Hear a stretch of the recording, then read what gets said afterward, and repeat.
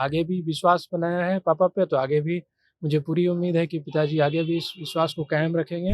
उम्मीद से कुछ ज़्यादा ही बेहतर अच्छा जीत मिला। देखिए, बिहार में विधानसभा का चुनाव संपन्न हो गया है। संपन्न होने के साथ ही इस बार जो जदयू पिछले विधानसभा चुनाव में दम तोड़ गई थी, इस बार मजबूती से उभरकर दूसरी सबसे बड़ी पार्टी बनकर निकली।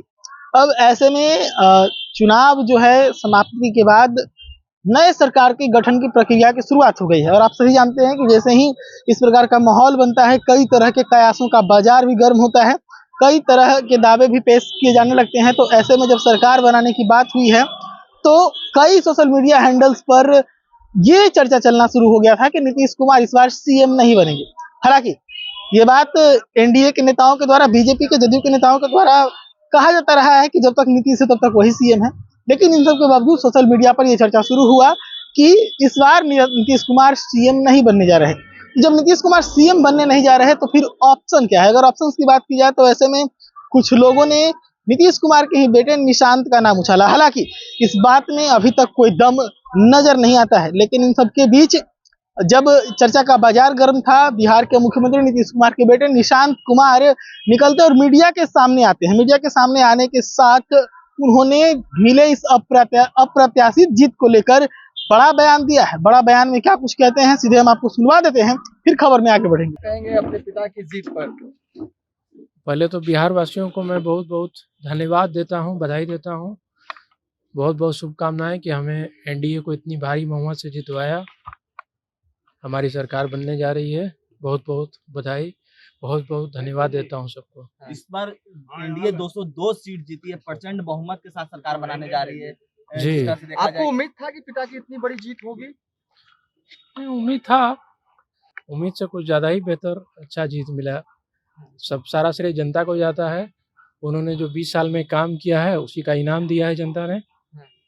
तो आगे भी विश्वास बनाया है पापा पे, तो आगे भी मुझे पूरी उम्मीद है कि पिताजी आगे भी इस विश्वास को कायम रखेंगे, आगे भी विकास का क्रम जारी रखेंगे। तो सुन रहे थे अभी निशांत कुमार को। सीधे तौर पे उन्होंने कहा कि मुझे इस जीत की उम्मीद नहीं थी।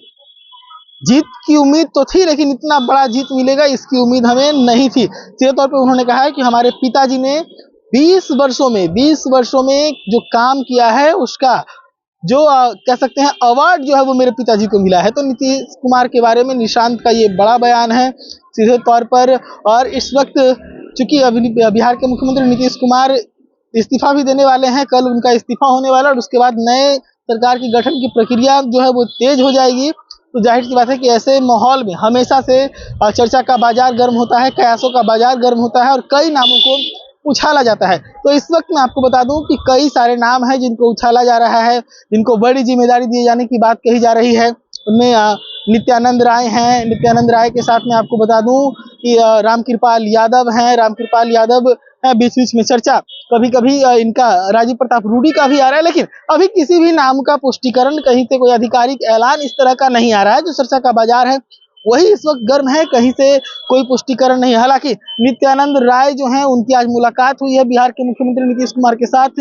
तो जो दावे पेश किए जा रहे हैं, जो दावे पेश किए जा रहे थे, उस पर भी कुछ लोगों ने जोर दिया है कि कुछ ऐसा ही मामला है, तभी आज नित्यानंद राय की मुलाकात नीतीश कुमार से हुई है। हालांकि मैं आपको बता दूं कि नित्यानंद राय बीते चुनाव में एक बड़ी भूमिका में, एक बड़े पीपल कनेक्टिंग पर्सन के रूप में काम करते हुए नजर आए थे। चिराग पासवान को मनाने की बात हो, चाचा भतीजा में सुलह कराने का प्रयास हो, कई तरह की बड़ी जिम्मेदारियां नित्यानंद राय निभाए हैं। तो ऐसे में हो सकता है कि सरकार गठन के लिए जो संवाद का जरूरत हो वो नित्यानंद राय कर रहे हो, लेकिन उनके नाम के भी चर्चे हैं कि उन्हें बड़ी जिम्मेदारी मिलने वाली है।